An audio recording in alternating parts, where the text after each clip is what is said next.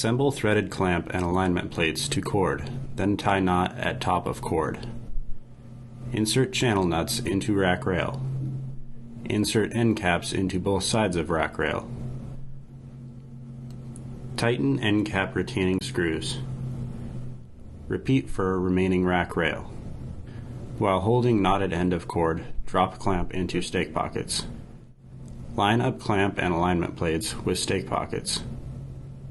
With clamp and alignment plates flush against stake pockets, place washer over slotted hole and turn hex bolt until finger tight.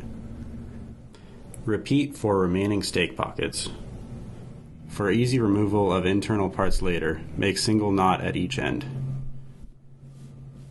When complete, fully tighten rack rail bolts. At top of upright, thread hex bolts from bottom into mounting bracket. Leave mounting bracket loose for now. Repeat for each upright. Measure and record mounting distance between inside rack rails at front and rear locations, as box width may vary. Slide mounting bracket into crossbar channel. Space bottom of uprights to match measurement recorded earlier. Center crossbar, then turn bolt snug. Then install end caps to both sides of crossbar. Repeat for remaining uprights.